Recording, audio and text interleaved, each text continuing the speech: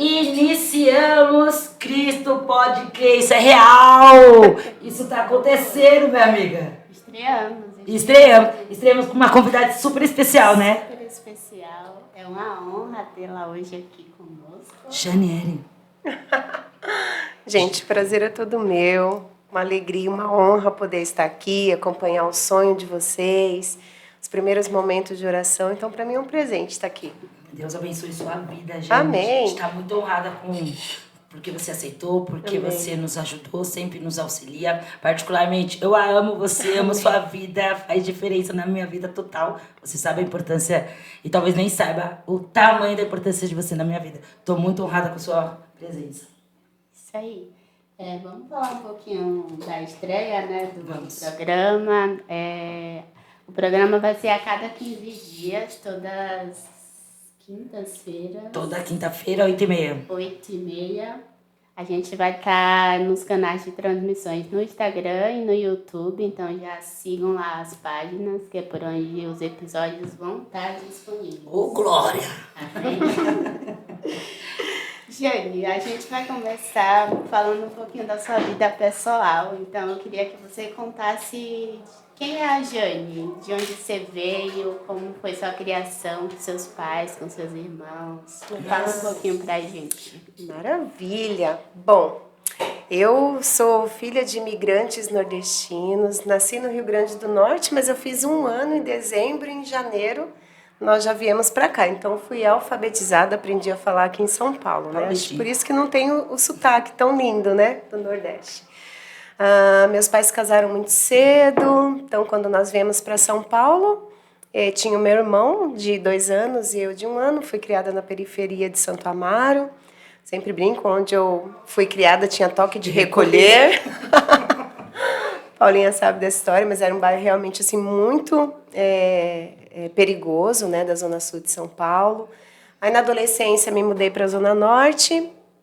Comecei a namorar o pastor Ivoneri aos 14 anos. Não façam isso, crianças. Aos 14 anos, eu falo que meus pais não tinham juízo. Aos 17, nós fomos alcançados pelo amor do Senhor.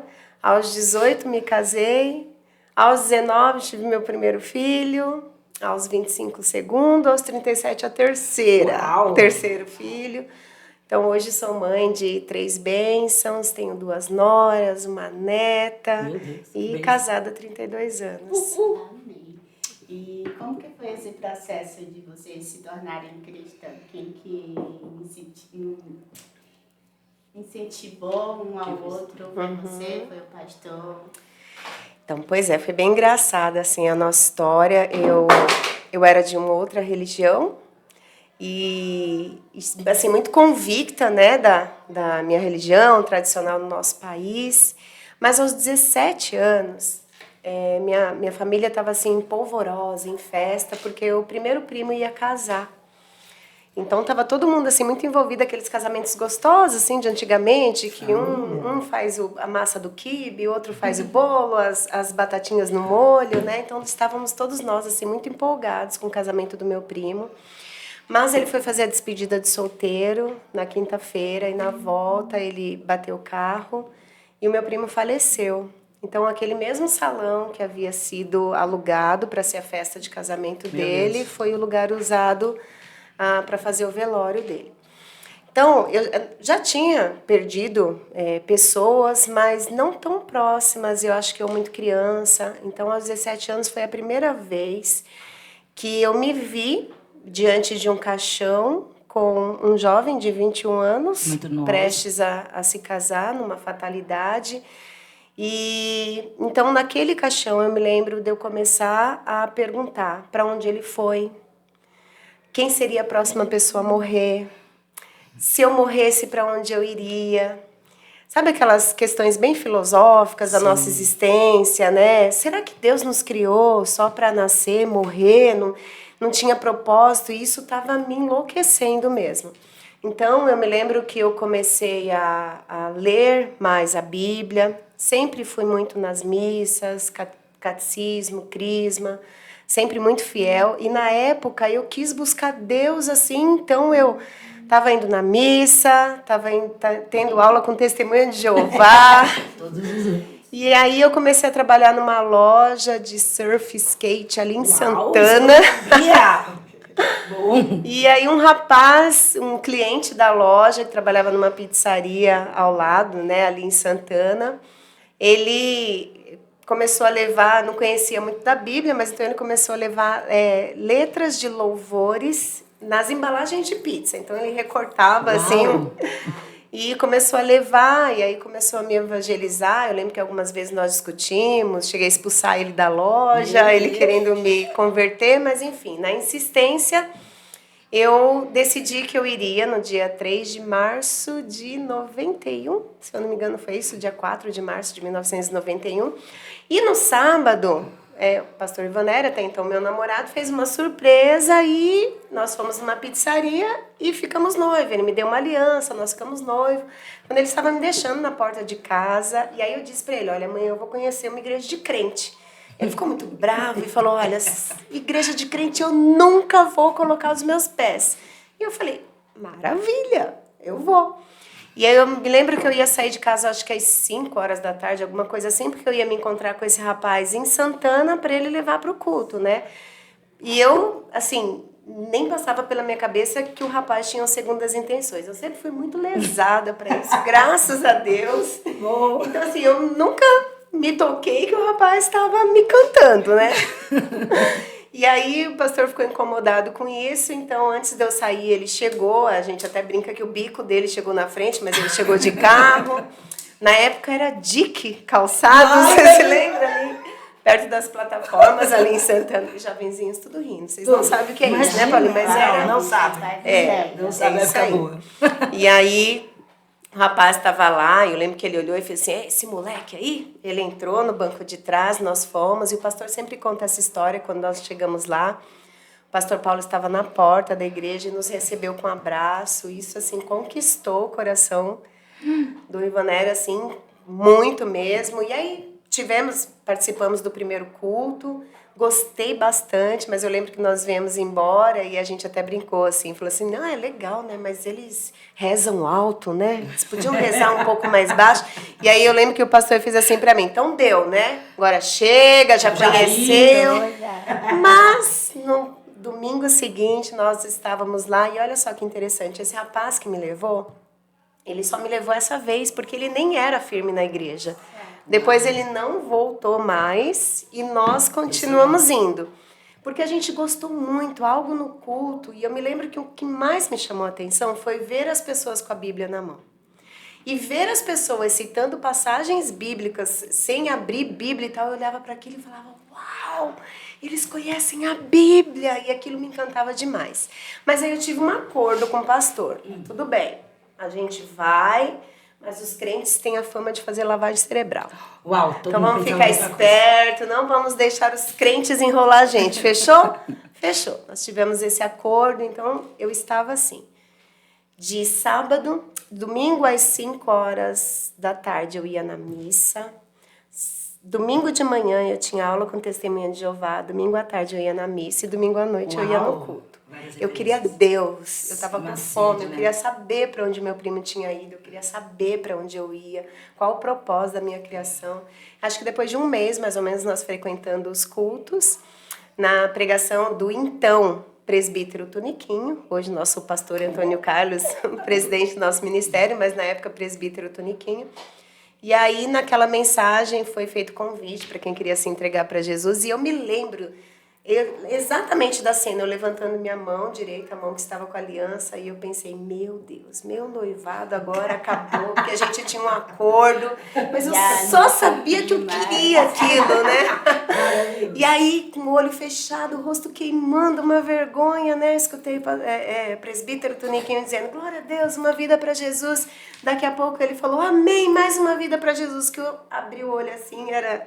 Ivanério também se entregando para Jesus. E aí nós aceitamos Jesus, mas nós não tínhamos um parente que fosse evangélico, ninguém que fosse evangélico. Gente, na época não tinha celular, não tinha telefone fixo em casa, então essa questão de acompanhar o novo convertido. Nós morávamos longe, morávamos em Lausanne, a igreja no Tremembé. Então a gente não teve assim esse acompanhamento muito de perto, então a gente ia assim muito esporádico. Na época, eu sempre tive uma criação assim mais rígida, meus pais não me deixavam sair muito, mas era o auge das lambaterias. Vocês também não vão se lembrar, mas a Paulinha se lembra. Beto Barbosa, isso aí. E aí foi bem a época assim que meu pai começou a me soltar um pouquinho para ir para as lambaterias, aí eu brinco que Deus fez assim, ó, não vai não. E aí nós estávamos na Rua dos Barzinhos em Santana, ali um dia, e eu me lembro que tudo estava muito sem graça, tudo estava muito sem cor. Eu não queria beber, não queria dançar, não queria nada daquilo. E eu me lembro que havia um anunciado que ia ter culto dos jovens no sábado, e meu coração queria estar na igreja. E eu sem graça lá, sem sal, e aí eu lembro que o Ivanelli chegou perto de mim e falou, o que você tem? Eu falei, não sei, mas eu acho que isso aqui não é mais pra mim. E ele falou, pra mim também não. Foi a última vez que nós colocamos o pé num bar, numa lambateria, numa danceteria, e ninguém disse pra gente que não era, por exemplo, que crente não fazia isso, nunca. Ou que não bebia, ou que não fazia. Foi o próprio Espírito Santo, foi a última vez que nós colocamos o pé. Mas ainda assim, um pouco firme, um pouco não. Eu me lembro que eu acordava de madrugada, assim, ó.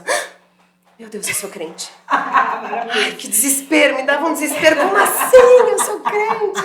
Aí, às vezes, as pessoas perguntavam assim pra mim, assim, nossa, você é crente? Não, tô só indo lá na igreja, tal, assim, porque eu só sabia que eu estava apaixonada por aquilo, eu só sabia que eu queria Cristo, mas eu não entendia de nada, não conhecia nada, não tinha um parente, não tinha ninguém, assim, para nos orientar.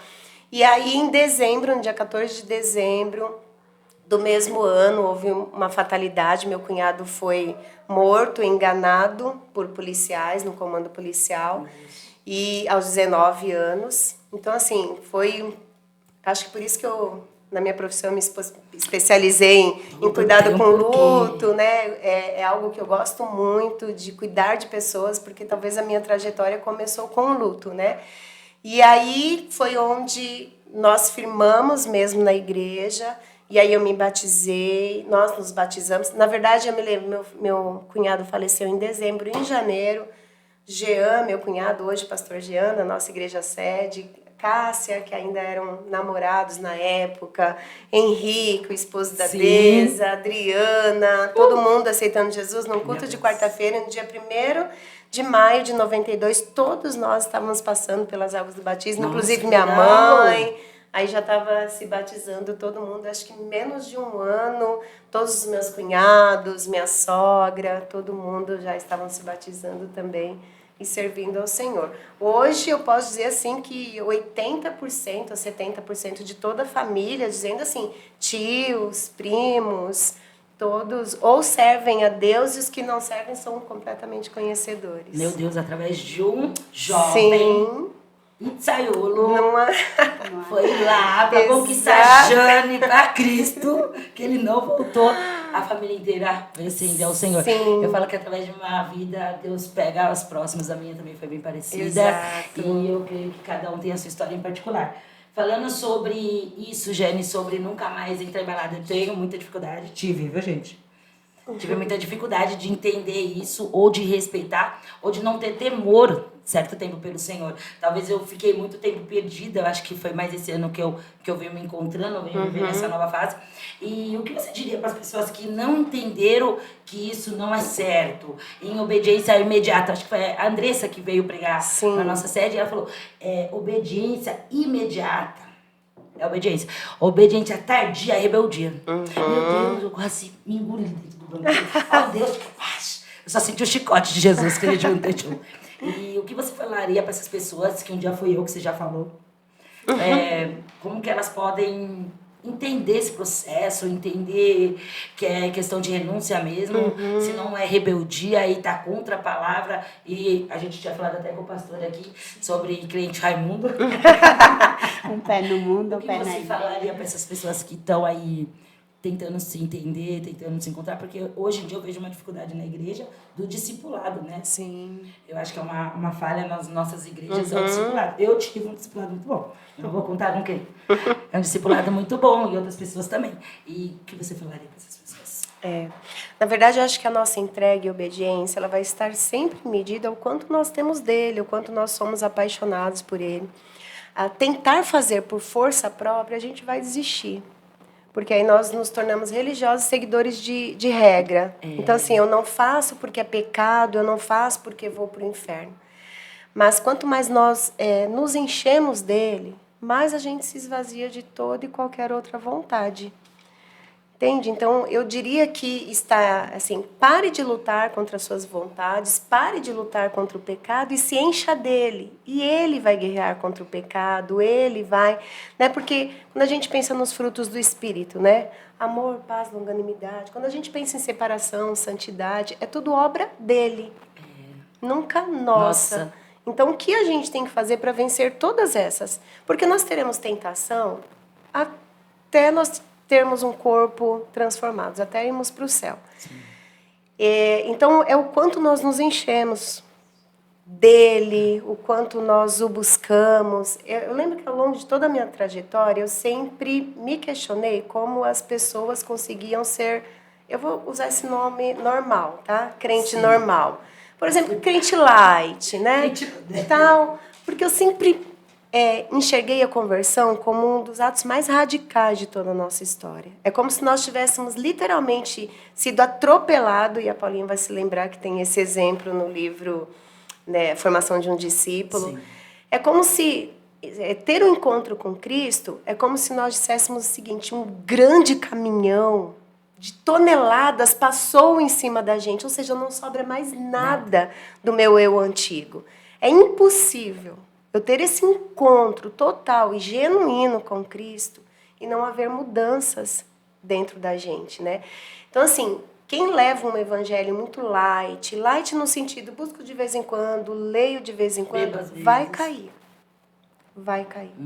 O evangelho é uma morte genuína de tudo que se chama Jane, de tudo que se chama Paula, de tudo que se chama Marli, para ser substituído por tudo que se chama Cristo. Então, por exemplo, eu percebo assim, quando eu estou, sei lá, mais nervosa, mais na carne, eu penso, opa, tenho que buscar mais ele. E o buscar mais ele não é por obrigação, tipo, ai, meu Deus, que saco, tenho que ler a Bíblia, não. Não, é tipo, uau, eu quero buscá-lo, né? Não é assim, ah, Jane, você não precisa ir no culto. Eu sei que eu não preciso, mas eu quero. É sobre ter esse encontro com ele. Um dos louvores que eu mais gosto é aquele: quem já pisou nos santos dos santos em outro lugar não sabe viver. Porque para mim é isso. Não tem mais como viver. Não é mais sobre se eu vou chatear Paulo, se eu vou chatear... É o amado da minha alma, o amado da minha existência. Aí não importa onde a gente está. E é sobre essa busca mesmo. Não tem o que fazer, Paula. Porque senão a gente vai ser seguidores de regra. Não toque, não manuseie, não olhe. E aí a gente vai seguir enquanto as pessoas estiverem olhando. Arrasou, jovem. É sobre isso. A Jane é uma psicóloga cristã, bem conceituada. Não tem quase, tá? Não tem, tá? Não tem quase, eu tô sendo generosa. Não tem espaço numa agenda concorrida. Eu e a Marli temos uma história muito bonita, que foi assim que a gente se conheceu. Né, amiga? Foi assim que a gente se conheceu, foi vindo no consultório, eu saindo e ela chegando. Foi assim. A gente não se falava. A gente não se falava. Oi, oi, oi. Oi, oi, oi, oi, oi, oi. E acabamos aqui. A gente ainda vai explicar no outro episódio, tá? Vamos falar um pouquinho de você profissional, Jane? Sim. Vamos lá. Quais são os dons espirituais que você tem e como você faz para aplicar ele na consulta?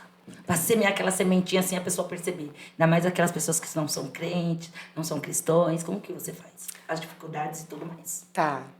Eu acho que não tem como você trabalhar com pessoas se você não for alcançado pelo dom do amor. Né? Assim, você ser literalmente apaixonada por vidas e por pessoas. Então, eu diria que esse é o primeiro dom do Espírito Santo que ele coloca mesmo no meu coração. Eu acho que a empatia, então a graça de Deus de conseguir se colocar no lugar do outro.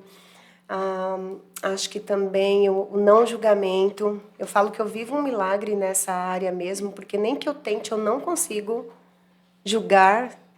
E eu acho que outra coisa que eu percebo que é muito dom do Espírito Santo, não é meu, é que eu não consigo ser curiosa, em relação, tipo, à história das outras pessoas, e eu acho que a facilidade também de guardar. Eu não tenho a mínima necessidade, por exemplo, de falar, nossa, sabe, aquela escapuladinha, assim. E eu só vejo que isso só pode ser dom do Espírito Santo, porque não é humano mesmo, né? E eu acho que ao longo de toda a minha trajetória, porque antes mesmo da psicologia, eu já há muito tempo já lidava com aconselhamento pastoral. Antes de forma muito informal mesmo, né? Na igreja, por conta das lideranças, liderança de teatro, então está sempre rodeada de pessoas. Depois eu fui fazer uma formação, então tenho a pós-graduação em aconselhamento pastoral. E aí antes, o que acontecia comigo? Eu carregava a história de todo mundo nas costas. Então perdia noite de sono, era escrava do celular, porque e se alguém me ligar, precisar? Então tive essas fases da minha vida. O pastor me ajudou muito com isso. Eu lembro quando ele começou a proibir de levar celular para o quarto, de ficar com o celular na cama.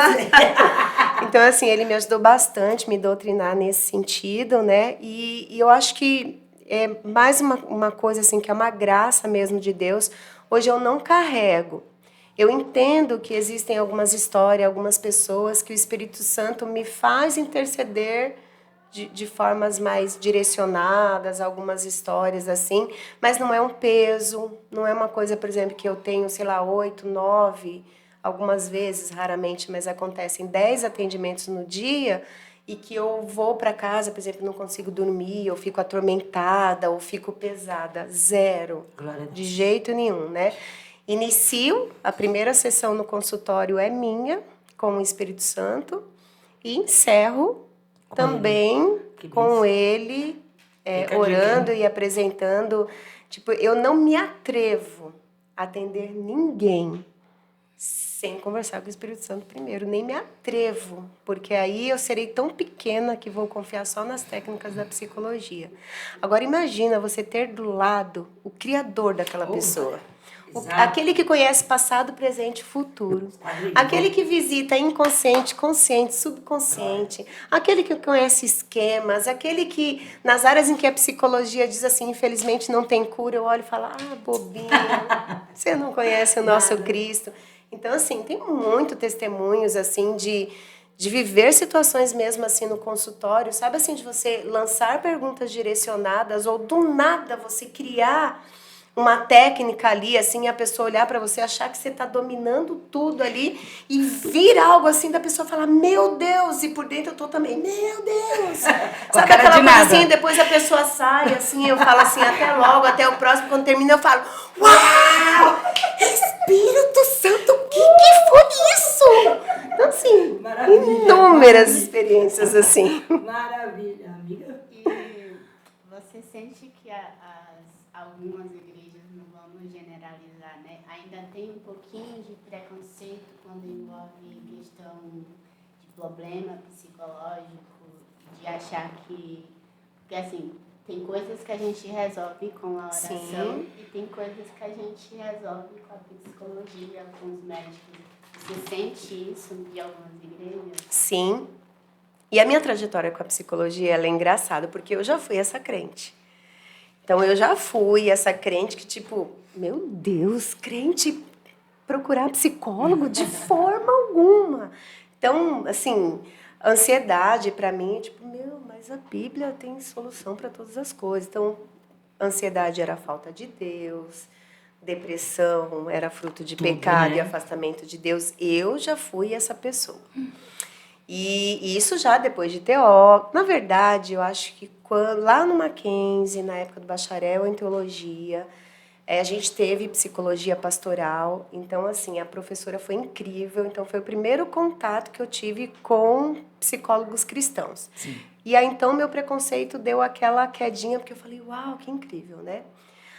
Quando eu fui fazer a pós-graduação em aconselhamento pastoral na Batista Teológica, acho que 70% dos professores são psicólogos, pastores apaixonados, aquelas pessoas que os olhinhos brilham, assim, quando dava aula e falavam. E aí, meu Deus, professor Abner Murilha, e eu olhava para aquilo e falava, meu Deus do céu, né, que lindo. Então, foi lá no curso que eu tive esse contato mesmo com a psicologia e de uma forma linda, de perceber que ela é uma ferramenta incrível, sujeita às verdades bíblicas. Então, Sim. ela é uma ferramenta, né? Ela não está paralela, não está em pé de igualdade, mas ela é sujeita às verdades bíblicas, né? E então, assim, eu compreendo, porque eu já estive nesse lugar. Eu glorifico a Deus, porque já se abriu bastante, acho que há 20, 30 anos atrás, a psicologia em si, ela é uma ciência nova, mas dentro do nosso meio cristão, né? Mas é muito comum, gente, eu escutar, assim, no consultório, assim, tipo, olha, eu tô mal, tive uma crise, assim, olha que ponto eu cheguei de ter que procurar psicólogo. Então, é mais ou menos assim, cheguei no meu fundo do poço, a ponto de... E aí, super com medo, depois a pessoa até falou, não, desculpa. Eu falei, imagina, eu te entendo, eu já fui essa aí também, fique em paz, né? E qual é a minha preocupação, Paulinha? É da gente sair do exagero de nunca procurar psicólogo para o exagero de exaltar demais a psicologia. Sim. Então, hoje, para mim, o manter esse equilíbrio é o nosso desafio enquanto igreja, enquanto cristãos, porque hoje eu também vejo dando-se ênfase demais àquilo que antes era um grande preconceito. Exato. Jane, falando um pouquinho sobre aconselhamento pastoral, você acha que hoje a igreja é carente?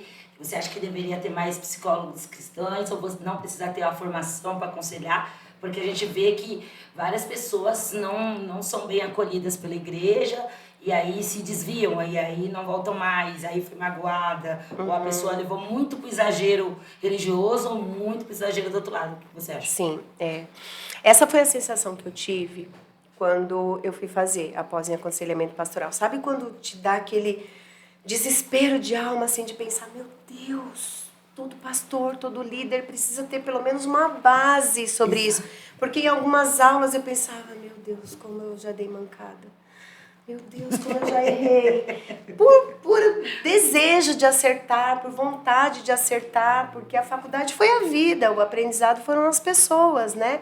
E então, quando você vai estudar, você olha e fala, uau, como a gente erra, né? Então, sim, existe ainda uma carência, mas também já existem grandes avanços, né? Ótimo. Então, alguns anos atrás, o próprio crente, para fazer teologia, haviam grandes preconceitos, principalmente no nosso meio pentecostal. As igrejas reformadas, as igrejas históricas, já desde o início já foram muito mais abertas ao estudo. No nosso meio, isso já era mais difícil, né? Sim. Então, assim como se abriu para o estudo da palavra, para a teologia, para as outras ciências, né, também se abriu mais para o preparo, para o aconselhamento pastoral. Mas a caminhada ainda é grande, a necessidade ainda é grande, mas graças a Deus já existe. Não é necessário ser psicólogo para ser um bom conselheiro, gente. É isso que eu digo. É uma das matérias que eu dou lá no curso de liderança cristã e eu fico quase que a primeira aula inteira tentando convencer. São duas coisas separadas, são ferramentas preciosas. Hoje a gente tem cursos para quem lida com pessoas e não quer ser um profissional da psicologia, afinal são 5 anos de estudo, mas no mínimo uns 2 anos aí de especialização na área que você for seguir. Então não é para qualquer um, é um curso caro, né? Demanda tempo. Mas existem cursos excelentes de aconselhamento cristão, de aconselhamento pastoral, com base em psicanálise, com base em terapia cognitivo-comportamental, que te dá algumas ferramentas para lidar com pessoas, cursos rápidos, cursos curtos. Logo, logo estarei lançando um também em nome de Jesus, glória! Tá? Para preparar pessoas para cuidar de pessoas. Exato. Já indo nesse viés, eu acho não sei se eu vou formular a pergunta certa, tá? Eu acho que nós pentecostais precisamos de uma faculdade também, porque Batista tem, Presbiteriana tem. Cadê a pentecostal? Não é? O que você acha sobre isso? Eu acho que isso é fruto justamente da demora que nós tivemos para acordar. Avanço, né? Então, de fato, nós temos faculdade metodista, nós temos faculdade batista, presbiteriana, adventista, né? Temos seminários pentecostais hoje já assim bons, mas escolas mesmo, faculdades em excelência com o segmento pentecostal a gente ainda precisa. Mas eu acho que foi justamente pelo tempo que nós demoramos, né, para acordar e para nos livrarmos desse preconceito, né? Qual o conselho que você daria para quem está iniciando nessa profissão da psicologia? Ou está com despertar de interesse? Tá. Para os cristãos? Ou Sim. para os ouvintes em geral? É difícil que a gente vai puxar a sardinha para o nosso lado, né? Mas para mim é uma profissão linda, é uma profissão assim maravilhosa, que é cuidar de pessoas, ouvir pessoas. Então, que conselho eu dou? Primeiro, que é justamente o que eu falo no curso de aconselhamento pastoral, né? Olha as características que um bom conselheiro precisa ter. Se você não tem, não se aventure. Não vá escutar pessoas se você não consegue guardar segredo. Não vá escutar pessoas se a empatia é algo muito difícil para você, se naturalmente você é uma pessoa muito crítica, muito julgadora. Então não vá cuidar de pessoas, vai cuidar de logística, enfim, várias outras coisas, né? A mesma coisa eu digo também para quem está iniciando na psicologia ou para quem tem esse desejo. O que a gente via muito na faculdade? Alguém que passou por psicólogo, precisou da ajuda de um psicólogo, gostou muito do psicólogo, foi muito abençoado, muito querido, né? Muito bem tratado, aí pensa, eu quero ser psicólogo também. Mas não tem jeito de lidar com pessoas, não tem paciência de lidar com pessoas, não tem paciência de ouvir pessoas. Não faça.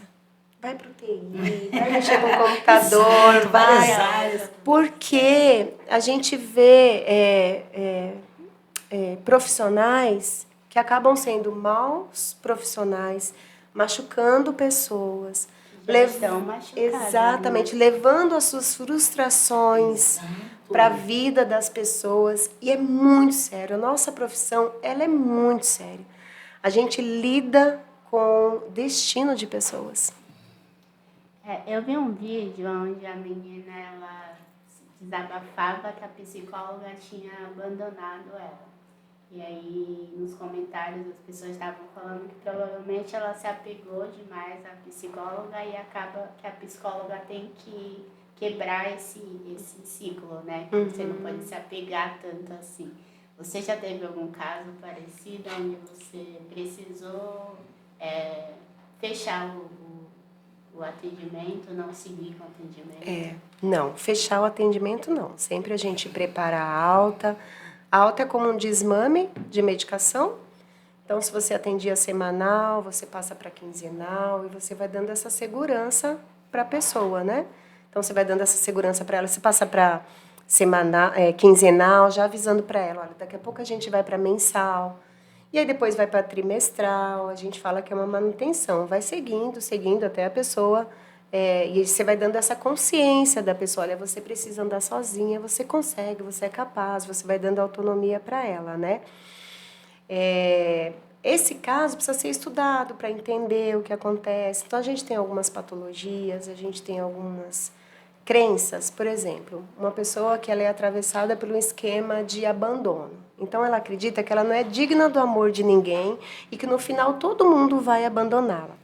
Sem ela perceber, esse esquema faz com que ela evite pessoas, ela faz com que as pessoas, ela quer alimentar essa crença, fortalecer essa crença de uma forma tão grande que ela acaba boicotando isso para no final dizer, tá vendo? Eu sabia que ia abandonar, eu sabia. Então, não estou dizendo que é esse caso, né? Porque sim, a gente já chegou até mim, alguns casos mesmo de profissionais sem explicação, abortar casos. E é isso, tem profissionais e profissionais, mas nunca tive uma experiência assim bom, de... né? Isso é importante. Jane, eu tenho 3 perguntinhas para você. A primeira, a igreja, nós como igreja, estamos perdendo a influência na sociedade de hoje? Você acredita nisso? Você acha isso? Eu acho que não. Eu acho que a igreja já esteve muito aquém da sociedade. Então, assim, eu tenho 34, 34 anos de evangelho. Então, pensa, eu me converti lá naquela época, onde lá uma renascer em Cristo que estava começando lá numa rádio, mas não existia, você não encontrava esses louvores que você tem. Hoje a gente tem tudo gospel. Tudo Hoje gospel, a gente tem... tudo ritmo, Exatamente. todo ritmo. Então, e na minha época de conversão, eu falo que eu entrei na minha bolha cristã, então pra vocês terem noção, né? Na época eu já estava começando a gostar de ler, então eu joguei fora meus livros de Camões, joguei fora, eu gostava muito de Agatha Christie, então eu joguei tudo fora, e aí tudo, meu filho mais velho, tadinho, Fê, um beijo. O Fê, esse ano ele faz 32, tadinho, ele pegou bem os pais religiosos, então pensa, não podia assistir desenho, Nossa, aniversário de 1 ano é da Araquinha de Noé, de 2 anos esmilinguido, de 3 anos Danielzinho na covinha dos leõezinhos, e nem tinha esse monte de coisa criativa, aí você tinha que ficar inventando aniversário, e era, sabe, aquela religiosidade, assim, então literalmente eu não sabia o que estava acontecendo na face da terra, eu não assistia jornal. A minha última novela que eu assisti tinha sido Mulheres de Areia, lá na primeira versão, gente, ainda né? E aí eu entrei assim no meu mundo, eu não sabia o que estava acontecendo do lado de fora, o que estava acontecendo. Tudo, trabalhar para... Então, para nós era o seguinte, mundo secular, vida secular e vida religiosa, né? Minha vida cristã. E aí, quando eu fui fazer o meu primeiro curso de liderança cristã no Betel Brasileiro, no ano de 2001, meu primeiro choque foi no primeiro dia de aula, o professor dizendo o seguinte: um bom teólogo, ele precisa ter o jornal do dia numa mão e a Bíblia no outro. Já fez... meu Deus! E aí eu fui saindo aos pouquinhos dessa minha bolha. Aí depois disso fui para o Mackenzie. Aí, meu Deus! Então, assim, você olha tudo aquilo, aquela imensidão, apesar de ser a faculdade bacharel em teologia. E aí depois eu fui para psicologia. Então, saí literalmente, né? E aos poucos a gente foi aprendendo que não existe essa diferenciação entre meio secular e meio eclesiástico, né?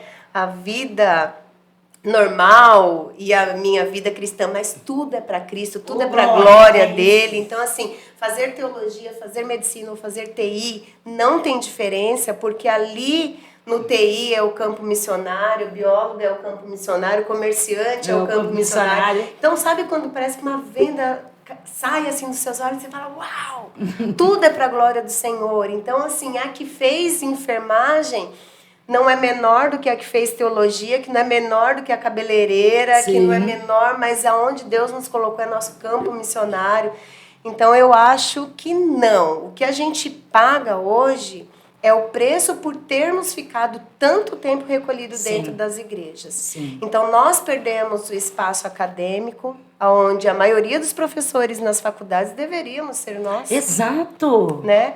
Então, assim, eu acho que hoje, aos pouquinhos, a gente tem conquistado espaço. Então, hoje nós temos médicos cristãos, advogados cristãos, enfermeiros cristãos, cabeleireiros cristãos, donos de mercados cristãos, muitos psicólogos cristãos. Então, acho que pelo contrário, né? Sim. A gente acordou para isso. Arrasou, jovem. Você tocou sobre circularização, como que é, amigo? Secularização. Exato. Você acha que isso é uma ameaça à nossa fé? Acho que sempre foi, sempre será, isso desde a igreja primitiva. Sim. Você vai escutar Paulo orientando os corintianos, né? Brincadeira. A igreja de Coríntios. Então, assim, a secularização, ela sempre foi um perigo. Sim. Então, assim como eu disse, né? A gente chama de efeito pêndulo, né? Que é quando você sai de um extremo e aí o risco que você tem de ir para o outro extremo. Então, existe sim o risco da igreja muito fechada, de repente, se tornar a igreja muito aberta. Exato. E é uma linha muito tênue entre você seguir a modernização, no sentido de não ficar ali na sua bolinha, mas, ao mesmo tempo, você não negociar valores e não se secularizar no mau sentido, né? No sentido da displicência, do mundanismo. Então, sim, é um desafio que sempre foi e sempre será. Ufa. E a última pergunta, divisões na igreja. Eu acho que acaba sendo normal, né? Porque a gente é muito seletivo, o ser humano é seletivo. Mas como que faz pra pessoa que tem esse problema, igual a gente tinha falado mais pra trás, que a pessoa tem um problema de rejeição, vai chegar na igreja e falar, ali tem bolinho, ali eu não vou. Como que você lida como líder? Quando você fala de divisões, do que você está falando? Divisões, quando uma pessoa nova entra na igreja e fala, não me encaixo nos jovens. Eu não me encaixo nas senhoras. Eu não As me famosas panelinhas, essas Isso. coisas, tá. A gente não pode dizer que não tem, eu até sempre digo o seguinte, eu estou na mesma denominação, na mesma igreja há 34 anos. Sim. Então, assim, há 34 anos eu sou Comunidade Cristã Vida. Eu não sei o que é isso, por exemplo, as pessoas chegarem e o que é para elas, por exemplo, não se sentirem acolhidas, né? A gente sabe que algumas pessoas terão mais facilidade para isso, outras pessoas vão se fechar e cabe a nós, enquanto igreja, também inserirmos, também tentarmos trazê-la para perto. Essa é a obrigação da igreja. Sim. Né? A igreja é anfitrião, os membros são anfitriões. Então, quem chega de fora precisa ser acolhido. Só que algumas pessoas se abrirão para o acolhimento e outras pessoas se fecharão para esse acolhimento. Então, a gente sabe que existem algumas pessoas que serão sempre monólogos, né? Assim, você não consegue. Então, é aquela pessoa que está sempre indo embora muito rápido. Tem tal coisa, eu não participo. Tem tal coisa, eu não participo, né? Então, assim, é sempre desafiador. Então, tem um pequeno grupo, não quero participar. Tem um discipulado com as meninas, não quero participar. Na mesa com as meninas, não quero participar. Ah, não, porque é muito intimista. Então tem um vôlei, também não quero participar. Sim. E aí fica um pouco difícil. Mas a gente sabe que sim, existe. Nós, enquanto igreja, sempre precisamos melhorar mais. Agora, quanto os próprios cristãos mesmo, aqueles que já estão dentro da igreja, a gente fala que são os crentes velhos, que já tem que estar recebendo, né? Começa a falar das panelinhas, eu sempre cito isso. Se nós estivéssemos vivendo, vamos viver um The Chosen aqui agora. E aí nós vamos viver nos dias de Jesus. Então, a gente olha aquela multidão de discípulos. E aí, de repente, no meio daquela multidão de centenas de pessoas, haviam 70. Exato. Que eram 70 que estavam mais próximos dele. Dentre esses 70, tinha 12. Então, Jesus tinha uma panelinha de 12. Dentro dessa panelinha dos 12 de Jesus, tinha 3. Exato. Tinha 3, que aí ele ainda selecionava na panelinha e ficava com ele. E como se não bastasse, ele ainda tinha um preferidinho. Que aí era João. Será que nós também não entraríamos com esses julgamentos e tal?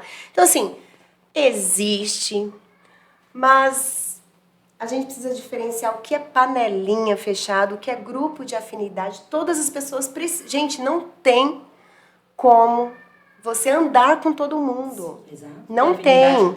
Então, afinidade. Então, por exemplo, vocês duas têm nascido cada vez mais uma amizade, né, muito gostosa. Então, assim, vai ser natural. Aí tem a Dudinha, tem o Ti que tá junto e tem... Só que, assim, é um esforço nosso de entrar. O que eu sempre digo para algumas pessoas que se sentem sozinhas. Olha para o lado que tem alguém também se sentindo sozinho esperando por você. Exato. O problema é que a maioria das pessoas fica olhando para os famosinhos. Sim. E aí todo mundo quer ser amigo da líder dos jovens, daquela menina que canta legal, da esposa do pastor, não quer de não sei quem, anônimo. não se dá conta disso. Entende? Então, às vezes, uma igreja, sei lá, de 300 pessoas, todo mundo quer a panelinha, né? Panelinha ou grupo de afinidade daquelas pessoas. E assim, do lado tem um monte de gente. Se a gente for olhar para o lado, a quantidade de pessoas que estão se sentindo desfocada vai virar um grupo muito maior. Muito. Então, esse olhar de cuidado, só que acho que é até o que a Má falou, né? A gente vem do mundo com todas as nossas rejeições, com todas as nossas histórias. Cara, procura ajuda. Se você entende que você não se encaixa, você já está na segunda, terceira, quarta igreja, em toda igreja que você passa, tem as benditas panelinhas, a probabilidade do problema estar em você é muito grande. Sim. Então, busca socorro, busca ajuda, diz, olha, eu tenho dificuldade, eu tenho a impressão de que as pessoas me excluem, eu acho que todo mundo me rejeita. Então, de repente, você tem um problema de baixa autoestima, de rejeição, e aí é a sua crença. que Sim. está completamente errado. E nós nos sentimos e nos comportamos segundo aquilo que nós acreditamos. Né? E às Sim. vezes você também próprio não libera acesso às outras pessoas. Isso. Né? Exato. Então, É não tem isso. como a outra se aproximar se você não libera espaço para ela. Eu individualmente sei disso, que eu vim nesse processo de Sim. rejeição. E era difícil para mim deixar as pessoas terem acesso a mim. Então eu também não posso me focar em panelinha, não me encaixo se eu próprio não libero Sim. esse acesso para as pessoas. Acho que Exatamente. é uma via de mão dupla, né? A igreja e a pessoa que está entrando também trabalharem juntos, se esforçarem juntos. Perfeito. E perceber as nossas curas, né, gente? O Dr. Johnny, ele diz o seguinte: se te afeta, é porque tem afeto, tem sentimentos aí que precisam ser curados e tratados. Como, por exemplo, mas teve o aniversário do Tiago, Uma pauta muito e aí boa. eu vi lá no Instagram, não sei o que, assim, tipo, tava todo mundo. Então, imagina que, vou aqui de forma hipotética, que Sim. nós tenhamos um grupo de 50 jovens. Mas o Ti quer fazer alguma coisa lá, porque no bolso dele só vai caber para ele chamar 10. Gente, eu queria muito chamar todo mundo, mas eu não consigo. E é isso, ele não tem o direito, por exemplo, de chamar pessoas que estão perto. É o que eu sempre digo, mesmo nós, enquanto pastores, e aí eu sempre falo para as pessoas, não tem problema nenhum. As pessoas, elas precisam ter o direito de fazer o aniversário delas e não chamar quem todo quiser. mundo. Fazer os casamentos, gente. A gente, enquanto igreja, precisamos muito ser curado nisso. Sim, Porque pensa, né? Hoje nós somos aqui 250 membros. Dudinha vai casar com o Major. Lá no bolso deles está o que eles querem fazer, contratar um bifezinho já de bonitinho, do sonho dela, aquela coisa, mais um lugar onde o bolso dele local só cabe 100. Isso significa que 150 pessoas vão ficar de fora. Gente, e precisa estar tudo bem. Precisa estar tudo bem. Exato, Ela vai chamar aceitar. 100 pessoas, talvez que tenha mais afinidade, outro porque Exato. é parente, outro não sei o quê. E 150 pessoas vão ficar de fora. E Dudinha, se eu ficar, tá tudo bem. Eu também, viu, E a Dudinha? gente precisa muito ser curado em relação a isso. Exato. Inclusive de procurar pessoas e falar, cara, eu fiquei chateado. E assim, geralmente nós ficamos chateados porque nós não estávamos. Se nós estivéssemos, não tem Nem problema se a ligar. Paulinha não está. Exato, não ligo. A grande questão é que eu preciso estar. Sim. Se os outros não estavam, tudo bem, porque é a minha dor. E tem pessoas que esse é o foco, tem pessoas que chegam a ligar e falam, fulana, você não foi por quê? Não é resposta. Você não tem resposta. Gente, eu não fui convidada e tá tudo bem. E tá tudo bem. E no outro dia chegar e abraçar. E tem pessoas que falam, gente, eu não consegui. E na pessoa ia abraçar. Falei, como não, querida? Faça parte. Fale Mas não é parabéns, fácil, né? são dores genuínas, gente. São dores dói de verdade. Dói de verdade. Você olhar lá no Instagram e ver que você não foi convidado, dói de verdade. Então, assim, não negligencie essa dor e não jogue ela para dentro, para debaixo do tapete. Trate essa dor. Sim. Porque ela é uma ferida. Sim, verdade. Vamos entrar no campo missionário, né? Para iniciar, eu queria que você falasse para a gente qual foi o seu primeiro chamado missionário, assim. Lógico, já vem da psicologia, mas dentro da igreja, qual foi o seu primeiro chamado, assim, ministerial? Ministerial. Tá, vamos lá. Depois que eu me firmei, que eu me batizei, né? O primeiro ministério que eu fui convidada a participar foi o Ministério de Teatro, o Grupo Teatral Vida. Então, eu liderei o Grupo Teatral Vida por 10 anos, mas era um ministério mesmo, tipo igual o Ministério de Louvor. Então, as pessoas tinham reunião, nós tínhamos reunião semanal, tinha que consagrar, tinha que passar por uma entrevista para entrar para o grupo, é crente de verdade, vamos lá. Então, era um grupo, assim, foi um tempo, assim, muito precioso, me ajudou bastante, porque eu era muito tímida para pegar no microfone, para falar. Então, o teatro me ajudou demais, assim, na igreja. Foi o meu primeiro ministério, durou 10 anos. Durante 10 anos eu fui líder do Grupo Teatral Vida. E aí foi quando abriu a CCV Lausanne, que hoje é a CCV em Mirim.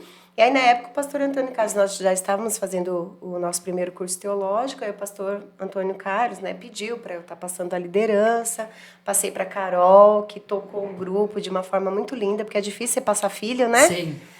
E aí foi muito preciosa, tocou de uma forma muito linda, e aí eu comecei a ser professora de EBD, professora de escola dominical. Na época, acho que eu já era diaconisa.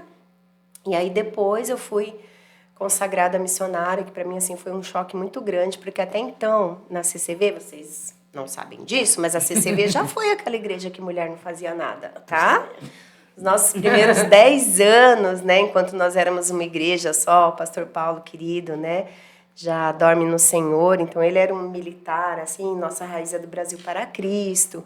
Então, assim, mulher dava aula para as crianças, dava o recado e participava do louvor, assim, mas mulher não ficava na porta como diaconisa, mulher não servia Santa Ceia, mulher não pregava.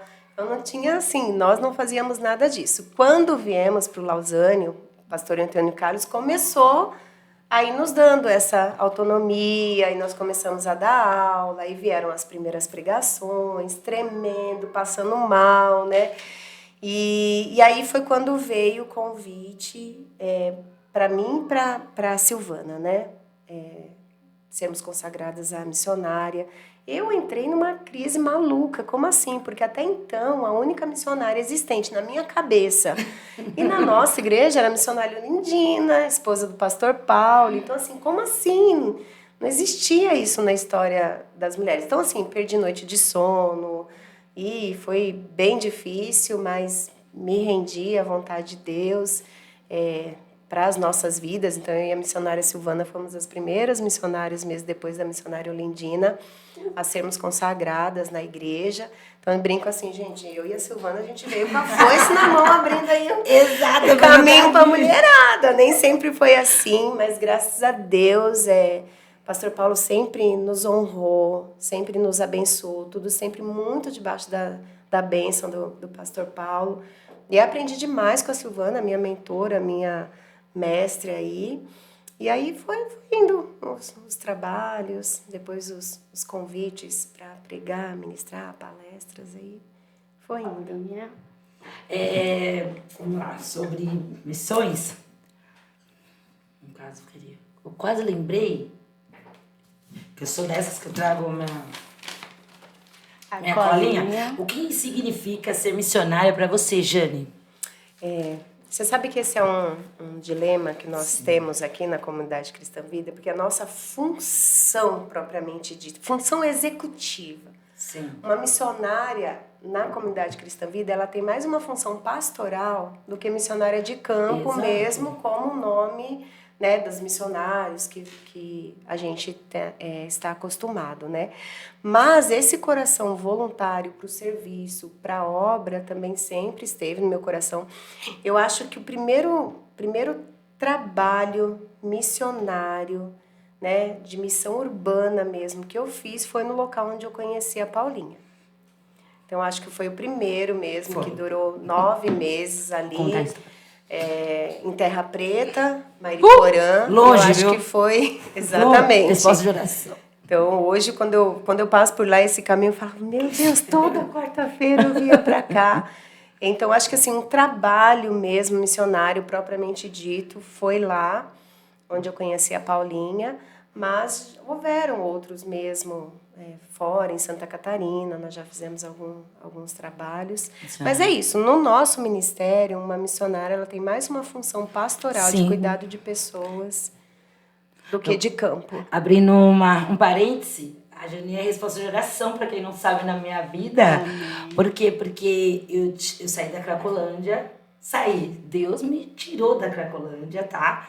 Foi muito especial essa última vez na Cracolândia. Graças a Deus, nunca mais voltei àquele lugar, porque eu vinha de um ciclo de luto muito grande. Esse ciclo, acho que acabou esse ano, para falar a verdade, porque eu tinha morrido com a Júlia. Não entendia como que eu seria ex-mãe até hoje. Às vezes dá uma bugada, né? Mas agora tô melhor. Dá uma bugada, porque às vezes, Dia das Mães, pra mim já é uma dificuldade. Tipo, eu fico assim, então eu sou ex-mãe, não sou mãe. E hoje em dia é mais fácil falar disso. E eu tinha passado esse período de luto, não tinha com quem me abrir, não conhecia Cristo. Eu lembro que eu só clamei a Deus, né, na minha outra religião, e falei, Deus, me tira daqui. E no dia de sair da Cracolândia, eu liguei pra minha mãe falou, mas você sai, você fica bem 6 meses e volta. Eu sempre voltava. Eu tinha um carinho, o meu carinho era com as pessoas da rua, como ajudar essas pessoas. E, tipo, eu ia, mas eu já ia com o meu dinheiro preparado, eu ia brincar de ser nóia, eu falo ainda até hoje, brincar de ser nóia, ia lá passar sofrimento, entender o sofrimento da pessoa.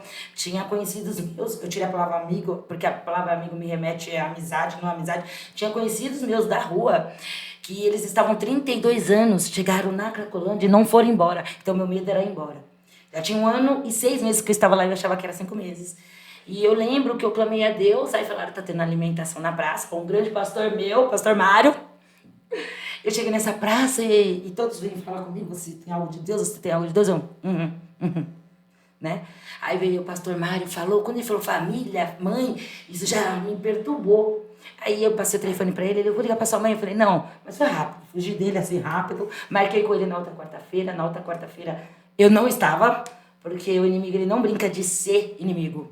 Jorrava a droga no meu corpo, dinheiro no meu corpo, as pessoas jogavam pra mim não sair daquele lugar. Eu lembro que eu falava que lá as pessoas são cinza, o nome dela é nada.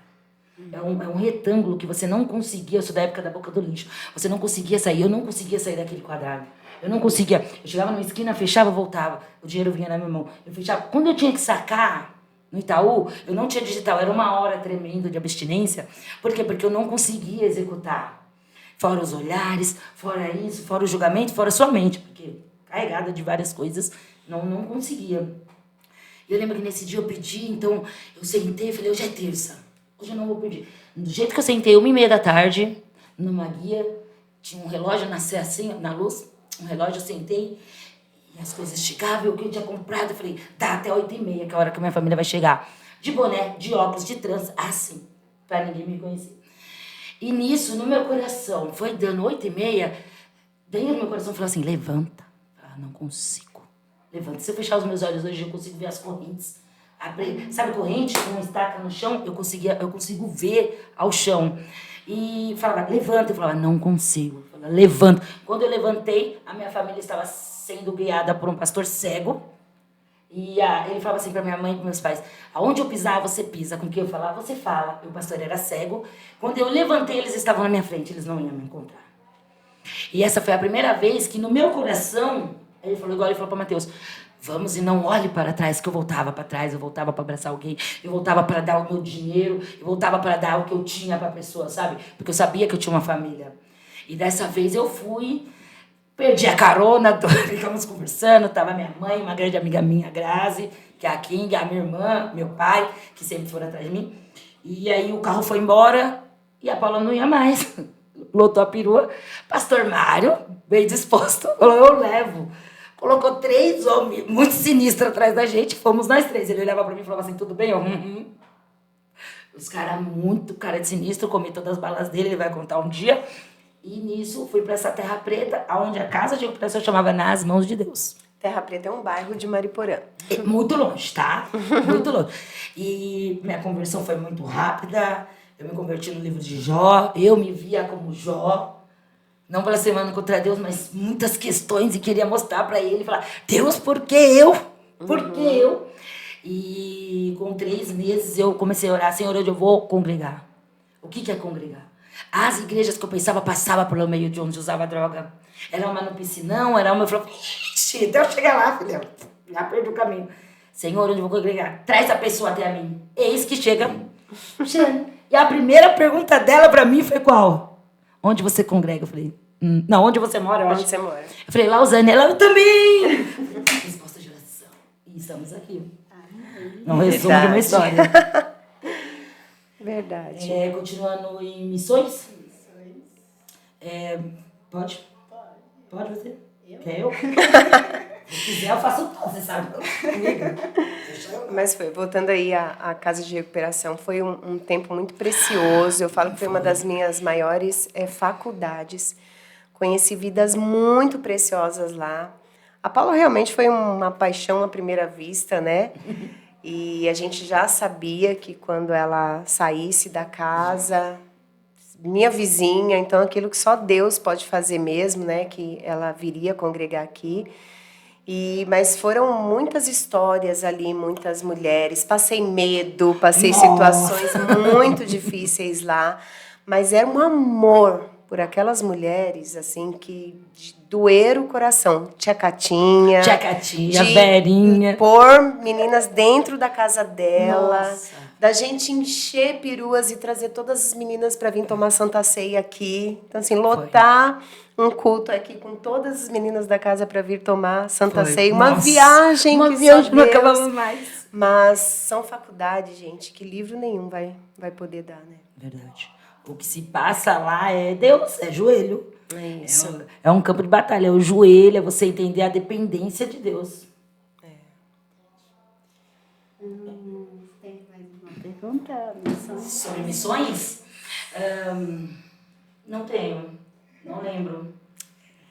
Eu brinco com o pastor que se eu tivesse me convertido antes de me casar, de ser noiva dele, que eu não tinha casado, não. Tinha ido para missões.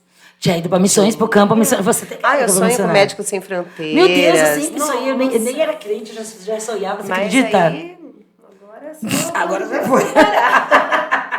Agora ainda tenho filha para criar, tenho marido. Bianca, te amo, Bi. Amo, Bianca. Mas amo muito. Mas você acredita que Deus planta a gente onde a gente tem que estar? Tem sem dúvida. Há missões que é o ir e ajudar e proclamar o evangelho, mas você também pode ser usada onde você está. Sem dúvida. Você acha que você é muito usada no campo profissional, aqui, até mesmo aqui dentro da igreja? Você sente isso? Que eu sou suspeita Deus de te falar, usa gente, eu não demais. posso falar. Que prepotência, né? Deixa eu falar. Deixa eu me inflar pra responder. Não, eu acho que não. Eu acho que eu sou só muito dependente de Deus, gente. Não, acho que tudo que se vê de bom em mim, assim, é Deus. Me sinto, sim, usada lá no consultório, principalmente pelos frutos, pelas respostas. Eu falo, eu sempre vivi milagre. Eu não tenho conta no LinkedIn. Meu Instagram é uma falácia, se eu dependesse de conseguir pacientes pelo... Mas, assim, desde quando eu me formei, eu acho que nos primeiros 6 meses de formada, foi a primeira vez que eu fechei a agenda, porque já não tinha... Então, assim, isso não é humano, só pode ser divino. Mas aí não é nada da Jane, é tudo graça dele mesmo. Essas experiências que eu falo para vocês, tem coisas assim que Deus mostra... Então, não é nada, zero eu. Se não for eu, vai ser a Marli, vai ser a Duda, vai ser a Paula. Não é nada sobre a Jane. É tudo sobre ele, literalmente. São corações dispostos que ele usa. Então, assim, a Jane aqui na igreja não é diferente da Marisa, não é diferente da Vivi, não é diferente da Fabi, não é diferente da Maili, da avó Marlene, das meninas que estão ali decorando para o culto de amanhã. Tá. Somos iguaizinhas. Você acha que até missionários tem que ter uma rede de apoio? Você tem uma rede de apoio? Nossa, todo mundo. Eu não sei como as pessoas vivem sem rede de apoio. Exato. Deus nos criou assim. Eu sempre digo que aquele livro Mulher Sem Nome, que é um livro que trata de esposa de pastor. Porque o que acontece muito são mulheres invisíveis e aí é sempre quem é aquela? A esposa do pastor, né? Por isso Mulher Sem Nome, né? Eu falo que eu sou muito agraciada pela nossa igreja, sou muito agraciada, gente, pela a minha família, a família do meu esposo. Eu tenho cunhadas que são irmãs mesmo assim de coração. Nunca teve uma discussão com as minhas cunhadas. E olha que a gente convive há sei lá quantos anos, né? Cunhadas, irmãs dele, mas também com cunhadas. Aqui na igreja, eu tenho colo, eu tenho intercessora, e eu não sei como as pessoas sobrevivem sem isso. No ministério, mais ainda. Ninguém anda sozinho. Não tem nada que se faça aqui que seja sozinho, nada. Amanhã nós vamos participar de um culto maravilhoso, 16 anos do Desperta Débora. Estou aqui. Exato. Elas estão fazendo tudo, a gente está cuidando de tudo, são mãos. Hoje, nossas líderes a Rogerinha e a irmã Marlene, elas vão partir, o Deus vai partir no sentido de Deus levá-las para outro trabalho, outra função aqui dentro da igreja, e terão outras pessoas que vão se levantar. Isso é rede de apoio. Então, assim, ali embaixo deve ter mais 6, 7 mulheres que estão, mas teve já aquela que foi comprar, que não está aqui hoje, que está... Isso é corpo, isso não tem como ser igreja. Não tem como fazer a obra sem Entendendo o corpo. esse corpo, sem essa rede de Então, apoio. para você não tem esse problema de delegar, né? Não tem problema de formar a pessoa e mandar a pessoa vai pro campo, vai. Não, só os preguiçosos que não vão. Se depender de mim, vai. Não consigo. Consegue. Não, dá. Vai que dá. Vamos pro quiz? Temos um quiz polêmico. A senhora está pronta, senhora? Tem algo que... Ô, senhora, a senhora está pronto? Essa parte fica com a Paula, tá, gente? A gente debatendo lá o nosso roteiro do Cristo Pode Crer, que a gente ainda vai melhorar. A gente falou tem que ter um quiz polêmico. Tem que ter um quiz polêmico. Não tão polêmico assim, mas polêmico o suficiente. Segurei ela um pouquinho, gente. Assim. Exatamente. Ai, que medo. Missionária Jane, psicóloga, professora, mulher de Deus. Como que faz para ajudar pessoas que entram na igreja usuárias de drogas, fedidas e transvestidas? Cuidando, dando banho, dando roupa, dignidade, abraçando, chamando de irmãs, dizendo que aqui é a casa do Pai, que elas são semelhantes a nós. Exatamente. Acolhimento, amor. Acolhimento, a palavra é acolhimento. É isso. Exato, porque às vezes as pessoas ficam só olhando, em algumas igrejas ficam só olhando e não chega perto dessa pessoa. Não, tenham roupinhas guardadas. No Chegou carro, de roupinha sensual e tal. Nossa, já tirei meu blazer. A gente pode fecha o botãozinho aqui, os peitinhos tá de fora, vamos lá. Fico com frio, ela vestida e glória a Deus. Exatamente. Jane, o que significa uma cultura sem Deus? Vazia, distorcida, escrava, pequena. Escravizada. É isso, escravizada com uma aparência de livre. Escrava do pecado, porque ela diz, eu posso fazer tudo, pode nada, quem pode fazer tudo é a gente. E por que não faz? Porque escolhemos não fazer. Exato. Eles fazem porque tem que fazer. Tem que fazer, é sobre isso. Eu li há pouco tempo, estou lendo, estou tentando terminar aquele livro que eu ganhei de alguém. O Deus que destrói sonhos, olha o título. Rodrigo Bibo. Rodrigo Bibo foi a amiga que me deu. E fala muito sobre sermos escravos e sermos amigos. E eu gostaria que você contasse e explicasse para pessoas que são leigas a diferença entre ser amigo e ser escravo também, sem perder o senhorio. Amigo. Amigo de Deus e somos escravos. Sim. Isso. Escravos da orelha furada. Entendeu? Nossa, deixa eu te explicar que tipo de escravo que nós somos. Nós somos escravos da orelha furada. Deuteronômio? Exato. Não me lembro agora. Tá em Êxodo, eu li Êxodo 22. Tá, olha, alguma coisa assim. Tá lá.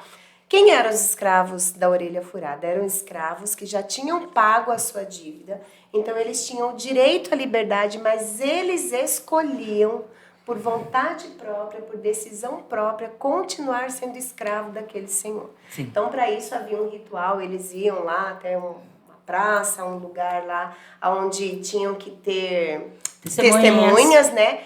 E aí ele furava, sei lá, com prego, com um objeto, a sua orelha. E aquele sinal era um sinal de que ele, de forma voluntária, gostaria de continuar servindo aquele senhor. Sim. E o que acontecia na época era que aquele senhor era muito exaltado. Porque aí todo mundo ia olhar e falar, uau, o que é que esse homem tem? Que ele ganhou o direito de fazer qualquer coisa e ele disse, não. Eu quero continuar na casa, aos pés, servindo esse Senhor. Então, essa é a nossa. Nós somos escravos da orelha furada. Sim. A gente pode ir a qualquer momento. As portas estão abertas. O campo é livre. Nós não somos obrigados. Isso chama livre-arbítrio. Mas nós escolhemos tê-lo como Senhor, porque Sim. Ele não pode ser salvador daquele que ele não é Senhor. Ele só é salvador de quem ele é Senhor. E aí, como se isso não bastasse, ele olha para nós, escravos da orelha furada, e diz assim, eu não vou mais chamar vocês de servo. Glória a Deus. Mas eu vou chamar vocês de amigo, porque o servo não sabe o que faz o seu Senhor. Mas os amigos, sim. Aí, como se isso não bastasse, Ele nos torna irmãos. Nossa. Quando os discípulos perguntaram, né, como que a gente ora? Olha, quando vocês forem orar, foi a primeira vez que isso foi escrito lá, vocês vão orar assim. Pai nosso. Eu deixo vocês chamarem meu pai de pai. Nossa. E aí forte. nós nos tornamos co-herdeiros. Gente, é muito amor, é muito lindo, é muito precioso. E isso é servir a Cristo. Isso é através. Me fala, Jane, sobre coisas que você ainda é atravessada ou algo que você foi atravessada e demorou muito tempo que você nem imaginaria para você ser curada. Nossa, traição. Traição é algo muito atravessado. Eu acho que foram as minhas principais escolas do deserto. Eu acho que é lidar. É estranho a gente falar lidar com a ingratidão, porque ninguém pode ser devedor de nada pra gente. Então, eu acho que hoje eu estou caminhando para esse lugar de maturidade. Já atingiu? Não. Quando Cristo nos arrebatar, a gente atinge, né? Mas já foi um lugar muito mais sensível. Hoje dura 24 horas. Aí pronto, você já vai para os pés, leva umas lapadas de Jeová. E aí você fala, ninguém deve nada, nós somos devedores a Cristo. Exato. Então, assim, ninguém deve nada a nós. Mas existem algumas circunstâncias, alguns acontecimentos, eu acho que ao longo da minha trajetória, não vou contar, óbvio que eu não vou expor ninguém, mas eu posso dizer 3 situações que foram muito assim, tipo, chão some, o fôlego acaba, e aí sim, desde muito nova convertida, Provérbios 4:23 sempre foi um lema muito forte para minha vida, de tudo que se deve guardar, guarda o teu coração, porque dele procedem as fontes da vida, né? Então, fonte é o quê? É o início ali de todas as coisas. Se a fonte for contaminada, toda a água que jorrar de mim, lembra que Jesus disse, né? Aquele que beber da minha água do seu interior, fluirão rios de água viva. Se a minha fonte for atingida, toda a água será contaminada. Então, assim, eu sempre fui a minha principal algoz quando eu era atravessada por situações, assim, né, de falta de perdão. Eu lembro que numa das situações, pela primeira vez, eu descobri o que era odiar. Então, você ter a sensação de que você odeia alguém é destruidor, é avassalador. E aí eu lembro que, assim, eram muitos jejuns, era muita oração, e eu gemia diante de Deus, eu dizia, Senhor, arranca. Eu não quero isso dentro de mim, eu quero amar, eu quero poder encontrar essa pessoa no céu. Então, assim, foram as minhas maiores escolas do deserto, foram essas 3 situações específicas, porque foram muito fortes. E até hoje, eu sei que algo que eu apresento sempre a Deus é assim, Senhor, me ajuda a lidar com aquilo que eu chamo de ingratidão. Por que é aquilo que eu chamo? Sim. Porque ninguém deve nada para ninguém. A não ser o amor, o respeito, a honra.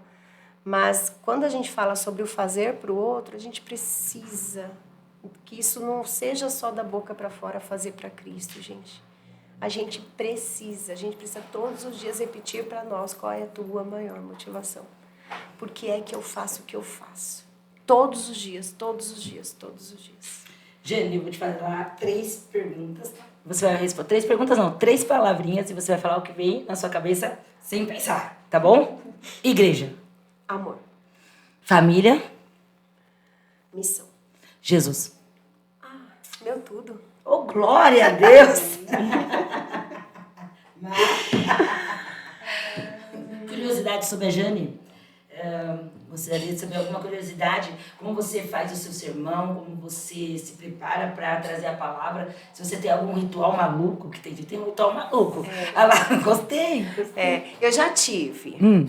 Eu já tive, lá no início, eu relutei muito em pregar. Então, assim, eu venho de uma cultura nordestina, que é uma cultura machista, então eu descobri que eu era machista. Então então assim, não, deixa os homens fazer, não sei o quê.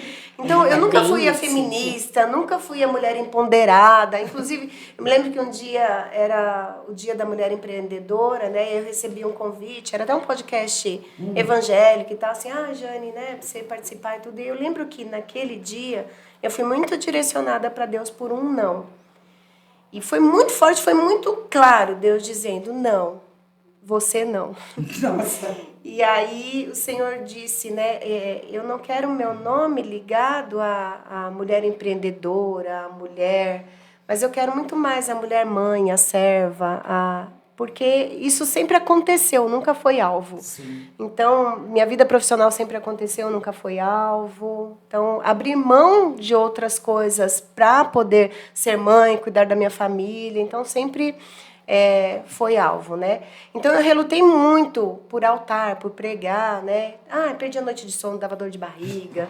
E aí, para mim, era uma tortura. Tipo, eu era convidada para pregar, sempre assim, mais na nossa igreja, pelo pastor Antônio Carlos, aquilo era uma tortura. Eu ficava chata, a minha família sofria, porque aí ninguém falava comigo. Comunicava. Sabe? Aquela coisa assim, E aí, olha só, isso lá bem nos primórdios, né? Eu me lembro que no período eu não era constante nos meus devocionais. Direto de domingo eu pedia perdão para Deus. Deus, me perdoa. Essa semana o senhor vai ver. Aí depois, tchau, né? E aí eu lembro que eu era muito inconstante. E aí, quando eu comecei a buscar essa constância, e aí eu comecei a me apaixonar pela leitura bíblica, e aí não foi mais ficando pesado, mas pelo contrário, muito gostoso e tal, eu percebi que também eu fui tremendo menos, ficando menos nervosa. E aí eu me lembro um dia que estava assim, uma correria, era alguma coisa em relação aos jovens e tal, e eu ia pregar no outro dia, sabe quando vinha assim, ó... Meu Deus, né? Tipo, eu preciso me trancar, me isolar, porque eu vou pregar. E aí, sabe quando vem aquela voz assim? Você só vai fazer amanhã aquilo que você já faz todo dia. Porque antes eu só tinha uma dedicação muito grande para me debruçar na Bíblia, para estudar, para ir se eu tivesse que pregar. A partir do momento que isso se tornou comum e eu queria...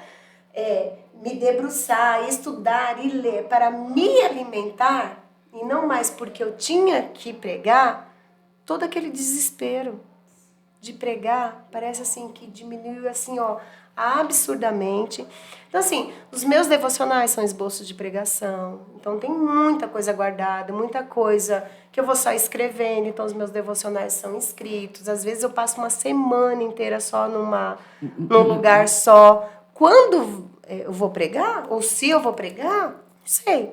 Então, quando há o convite para pregar, eu gasto muito mais tempo orando do que necessariamente lendo. Então, assim, aí eu vou orar muito, ficar, assim, muito sensível para entender o que Deus quer falar, de tudo aquilo que já está lá dentro, do que Deus, mas muito diferente do que lá quando eu comecei. Treme, dá dor de barriga, é uma responsabilidade muito grande sempre. Mas hoje a minha maior preocupação é, Senhor, diante de tanta coisa linda, o que é que o Senhor quer falar, né? Que top, que legal. Porque às vezes a gente dá uma bugada, né? Inventa uns rituais assim. Em uma das suas pregações você fala sobre você tem mais chance de ser parecida com Marta do que com Maria. Que é aquela mais ativa, de se preocupar muito, de querer O ativismo fazer. é minha guerra. É o meu Golias. Como que você lida com isso? Você entende que a gente precisa, às vezes, ser Marta, né? Sim. Mas ser Maria e se dedicar o equilíbrio entre os dois. É importante ter esse equilíbrio. Sim. Como que hoje você lida melhor do que antes? Como que tá isso? Sim, mas eu entendo e eu acho que essa sinceridade a gente precisa ter conosco. Entender quais são os nossos pontos mais vulneráveis mesmo. E eu não estou nem falando em sentido de pecado. Mas se eu não estou fazendo a vontade de Deus do jeito que Ele queria, isso se torna pecado. Então, assim, eu tenho a tendência a pegar tudo para fazer. E quando eu me encho de coisa para fazer, isso me rouba de orar, isso me rouba de fazer um devocional com qualidade. Então, sempre que eu estou muito agitada, muito cheia de coisa para fazer, eu falo, tô eu de novo, né, Pai? Acumulei, né? Então, assim, essa é sempre uma guerra constante. Qual foi uma grande libertação minha? Eu fui aquela que eu acreditava que a gente tinha que fazer tudo na igreja o tempo todo, estar trabalhando na igreja. Quando Deus foi ministrando sobre o poder do não, do quanto o não é curador, do quanto o não é libertador. Meu Deus, isso para mim foi maravilhoso. Mas aí tem esse histórico dessa professora lá no Mackenzie, quando eu a encontrei. Tem a ver com a minha história de nascimento, né? Então eu... Pode contar? Sim, bem rapidinho. Tudo, temos tempo, cara. Meu irmão estava com 5 meses quando a minha mãe engravidou de mim. Então, super novinha, 20 anos, se eu não me engano. Meu irmão dava muito trabalho para ela. E aí, quando minha mãe engravidou de mim, até o 6º mês ela fez de tudo para me abortar. Então, pular... Ela conta isso, né, tadinha? E eu sempre digo, minha mãe nunca me rejeitou, nunca rejeitou a Jane. Minha mãe sempre rejeitou aquela condição. Sim. Aquela menina jovem recém-casada com um filho de 5 meses e grávida de outro filho, em toda aquela pobreza do norte. Mas ela tomou Citotex, tomou um monte de medicações e tal, né? E aí eu cresci com eles em roda, cunhadas, assim, contando essa história. Nunca... Eles sempre contaram que para eles não era um problema, eles não, né? Pais maravilhosos, amo minha mãe, meu pai, sempre pais muito queridos, maravilhosos. E eu nasci com 6 quilos de parto normal. Coitada. Meu pai saiu para buscar a parteira, isso lá na roça. Meu pai saiu para buscar a parteira, mas quando a parteira chegou eu já havia nascido, eu estava no colo da minha avó. E aí minha mãe conta, assim, ela fala assim, olha, eu ouvia o barulho das minhas carnes rasgando. Então, assim, eu era muito grande. Eu tenho uma foto minha com 1 mês, que é uma criança de 6 meses. Então, eu arrebentei minha mãe, arrebentei, né? E aí, essa técnica, assim, que ela não queria me pegar, não queria amamentar. Hoje eu sei que minha mãe teve, sei lá, uma depressão pós-parto, teve um trauma. Imagina, né? Muito grande. Então, assim, eu cresci escutando isso.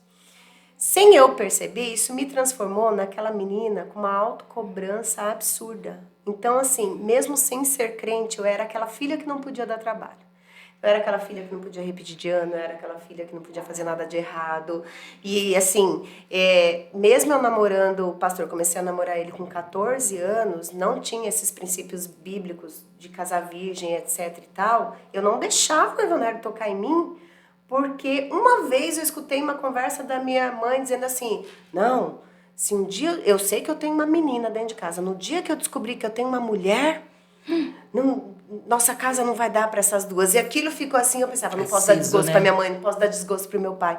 Então eu sempre fui uma pessoa que se cobrou demais de não errar, de não sabia falar não, de agradar todo mundo. Então sempre fui a sobrinha querida, sempre fui a neta querida, de não dar trabalho e tal.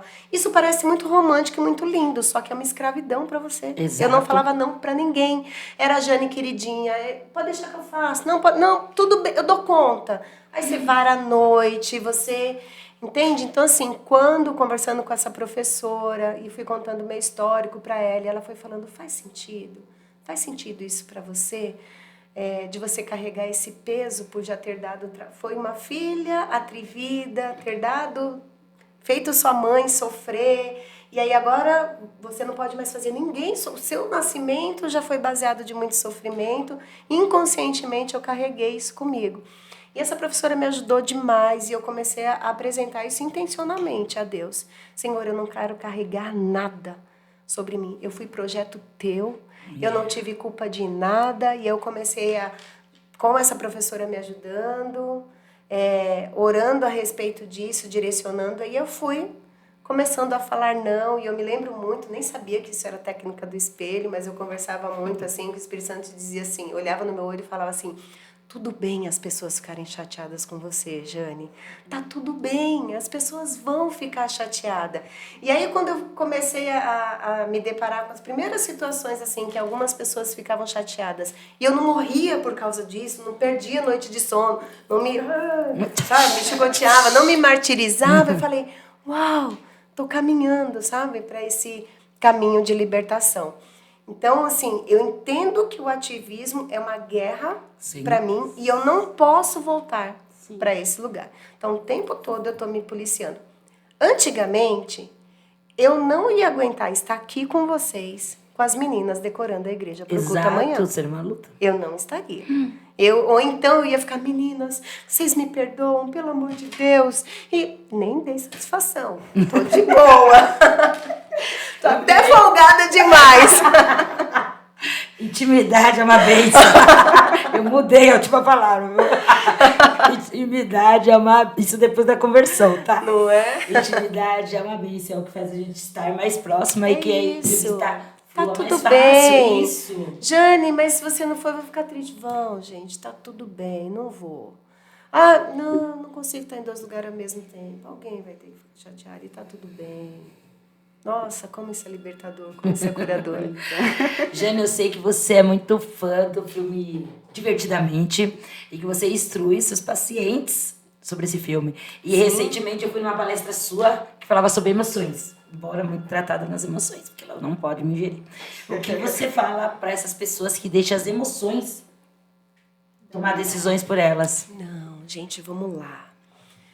Nossas emoções, elas são excelentes motores, mas elas são péssimas motoristas. Uau.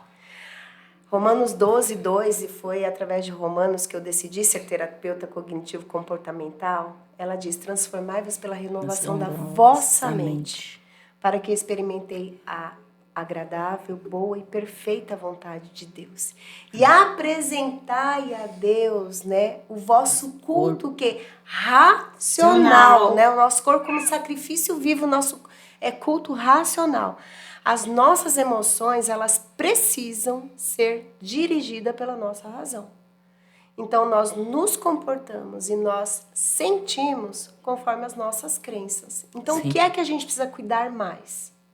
Das nossas crenças. Aquilo que nós acreditamos é que vai dirigir como nós nos sentimos. Se eu acredito que eu sou rejeitada, que ninguém gosta de mim, eu vou me sentir triste todas as vezes que não me convidarem. Se eu entender quem eu sou em Cristo, se eu for curada em Cristo, glória a Deus, gastei menos, nem precisei comprar presente. Roupa de casamento. Nem queria ir. Tava doida pra fritar pipoca e tá tudo bem. Tá tudo bem. Estamos caminhando para o final. Eu gostaria de saber... A Jane me completa essa frase. A Jane é uma escrava da orelha furada. Que lindo, que chique. A gente já falou isso. Que chique. Jane, Jane, a gente tem uma mensagem. Vou deixar a Miley começar. Vamos... Hoje, pra gente estar terminando, se você pudesse deixar uma mensagem para aquelas pessoas que não conhecem a Jesus ainda. Se você pudesse apresentar ele agora, aqui nesse momento, o que você falaria? Quem é Jesus na sua vida? O que é que ele fez? O que é que ele pode fazer na vida das pessoas? Apresenta ele para quem está assistindo. Amém, glória a Deus. Jesus é aquele que cura as nossas dores de uma forma tão profunda que psicólogo nenhum é capaz de fazer. Que medicações nenhumas são capazes de entrar. Ele cura as feridas da alma, as feridas do corpo, ele nos dá dignidade. E a nossa identidade de verdade só pode ser construída, encontrada nele. Então, ele é aquele que muda a nossa história, que muda o nosso caminho. E mais do que isso, que nos cura do nosso passado, fortalece o nosso presente e guarda o nosso futuro. Cristo é tudo para todo tempo, né? Não perca tempo. A vida só pode ser vivida nele. O resto é só sobrevivência. Glória a Deus.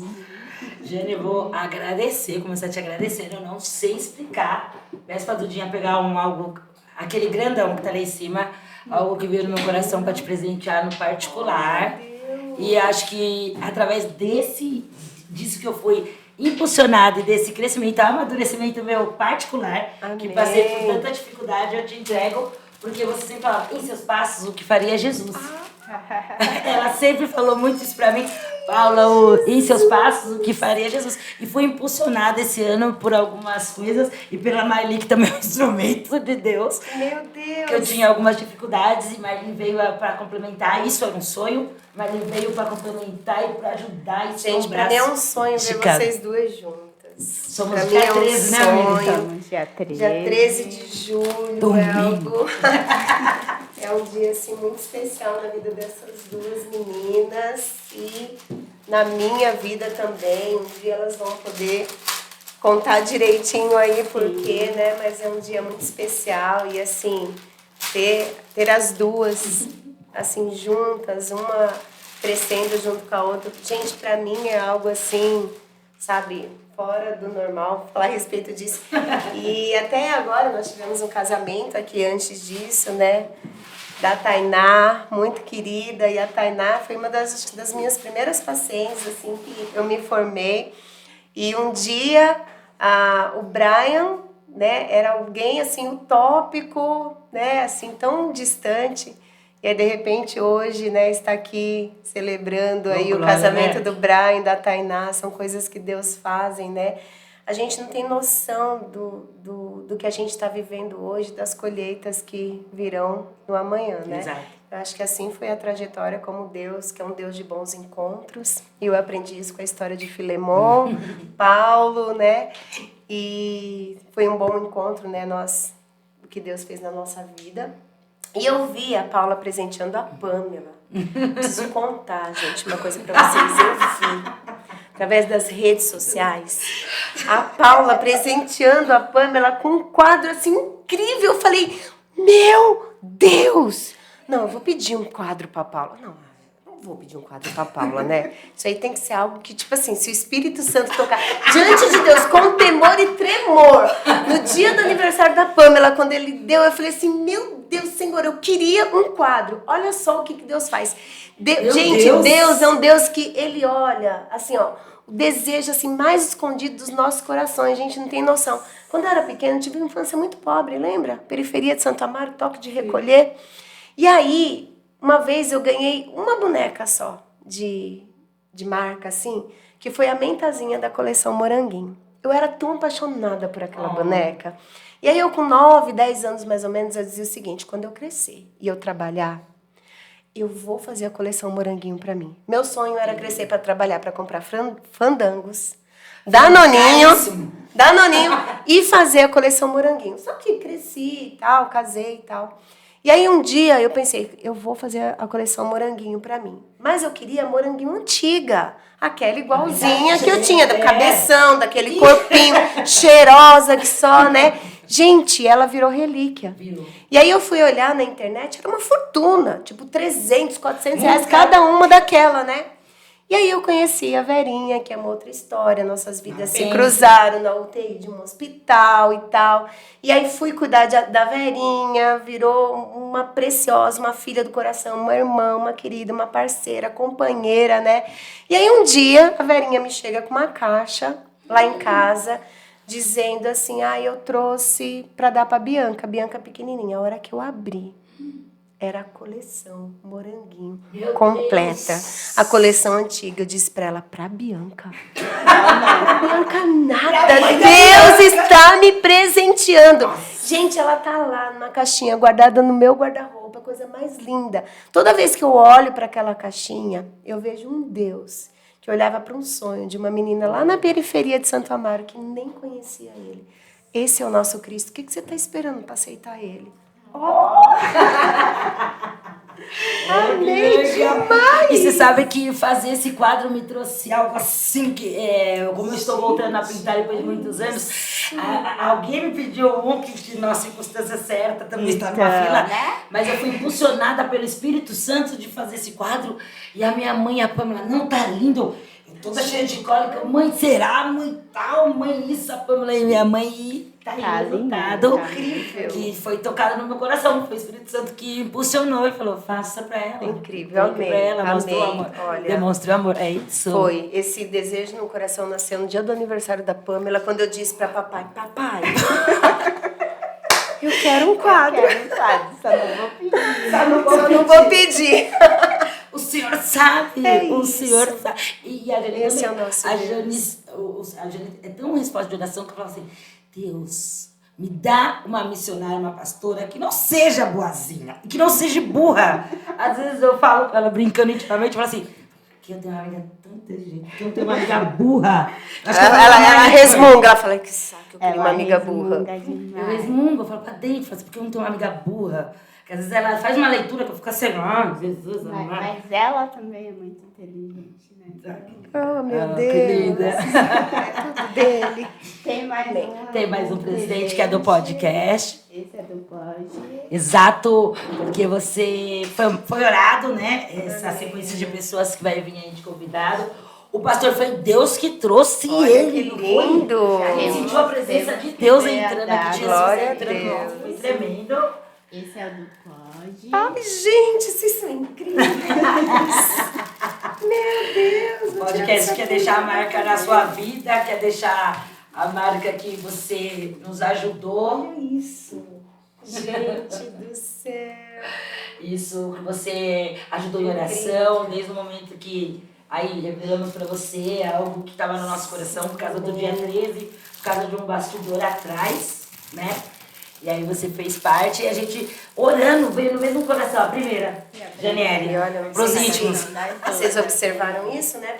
A inauguração estava para algumas semanas atrás. Sim. E Deus preparou na semana que antecede que dia? Dia 13, domingo. Você acredita? Eu também pensei Deus é nisso. muito perfeito em tudo que faz. Nossa, Deus é perfeito. Eu venho desfrutado dessas amizades. Igual Amém. Vocês que somos novos. Amém, amém. Tem algo, Dudinha, me dá aquela tinta amarela. Tem algo que a gente vai fazer bem simbólico aqui, que também veio ao meu coração. Eu falo com a Maria, absorve a ideia assim num grau, né, amiga? Sim. Parece que foi tocada ali igual o dia do vídeo, que os cachorros foram protagonistas. Não dava pra fazer. A gente tentou fazer sempre os cachorros presentes e não deu. Vamos levantar, mãe? Mas explica primeiro. Eu vou explicar sobre a mão. Essa daqui é o nosso logo, é o que a gente fez, é sobre o que Deus falou. A pessoa na nossa frente também ajudou até nisso, tá? No nome, na criação, ajuda a desenvolver algumas coisas, nos ajuda psicologicamente, na amizade, em tudo. Amém. E veio ao meu coração de todo mundo que vinha, o Senhor fala que Ele sempre procura lá do céu, são mãos. Então a gente quer que você deixe hoje a sua marca aqui, onde você sente no seu coração. Todos os convidados vão ter essa oportunidade. E quando fizer 1 ano, a gente troca a bandeira. E todas as mãos vão ficar gravadas aqui que você ajudou. Foi uma Glória mão que ajudou a levantar esse projeto. Sim. Amém! E sem mão, sem um corpo, a gente não conseguiria, né? Certo. Pintar uma vela. Ah. Gente, vocês são muito criativas, né? Olha só que coisa linda que Deus faz. Você acredita? E a gente foi muito elaborado. Conta, amiga, um pouco do que a gente fez, do que a gente nos bastidores. Eu amo muito a Marli, porque até Tiago, até Dudinha, é oração, Glória a Deus. tudo. Tenham pessoas perto de vocês que... Pastor Elivan pregou isso uma vez, né? A gente tem amigos parteiros e amigos coveiros. Eita! Então, assim, não tenha perto de você pessoas que enterrem sonhos e talentos, mas tenha perto de vocês amigos parteiros que vão estar lá junto, né? Ajudando. Vamos lá? Pode, onde você sentir. É sua liberdade para você. Então, vamos lá, eu vou até explicar por quê. Eu vou colocar aqui atrás do nome de vocês, porque eu quero poder estar assim, sempre atrás, intercedendo, guardando, amando, sustentando aqui em oração a vida de vocês. Amém! Amém, arrasou! Quer agradecer? Estamos chegando no finalzinho aí, né? Então, vamos agradecer a presença da Jane. Foi Amém. uma honra Amém. ter você com a gente. Agradecer o Thiago, Uau! agradecer a Duda, que fazem parte aí. A Pam. A Pamela também, a Luísa. A Luísa, Glória a Tá Deus. ajudando Estão no grupo. bastante. Exato. Deixar em aberto aí também para quem queira ajudar a Seu gente. coração. É bem-vindo sempre. Exato. É só agradecer mesmo. Agradecer ao pastor que já abraçou a ideia, assim, hoje veio e participou, foi uma vez. Que lindo. A dele já estava no nosso coração e só foi resposta de tudo isso. Amém. Vamos informar novamente sobre o programa. O programa vai ser quinzenal, para que a gente faça uma coisa de qualidade, para que a gente possa estudar onde erramos, onde acertamos, né? Porque é esse o desejo de Deus. Ele vai ser, estamos decidindo se vai ser de quinta e de sexta, porque a gente não sabe, tudo depende da nossa disponibilidade da sala, das atividades na nossa igreja. O que mais? Dizer que o projeto ele foi a base de oração, tá, gente? A base de oração, a base de jejum, Uau! a base 4 meses, cara. de choro, De choro, decisão, de trança, de trança. de trança, de abraços. Então, cada convidado que vai vir aqui também vai ser nessa base de oração. A gente vai orar primeiro e esperar Deus confirmar que é a Amém. pessoa mesmo, para que a pessoa possa agregar e vir falar dele, que ele é o centro. Amém, O sempre. centro não é a Paula, Exato. não é a Sempre. Marli, não é a CCV, o centro é ele. Amém. Então, só Tudo por deixar ele, é isso. Tudo por ele. Ele Foi une que propósitos, juntou né? a É. gente. A gente vai fazer um podcast para explicar o A dia gente vai fazer 13. um particular com elas. As pessoas não sabem o porquê do dia 13, Exato. mas no tempo dele. E agradecer mesmo. E É isso, né? falar da caneca, que agora fica com você. A da caneca vai fazer mesmo aqui? Pode? Essa caneca é um presente pro podcast com o intuito. A gente não tá aqui para vender, mas se você quiser nos abençoar o nosso ministério, a gente agradece. É isso aí, glória a Deus. Levantando fundos para um ministério crescer Amém. sempre com Cristo. Com E certeza. arrasou. Já finalizamos. Terra fértil. Terra fértil. Muito obrigada a todos. Obrigada, Ó, Tia. Obrigada, Duda.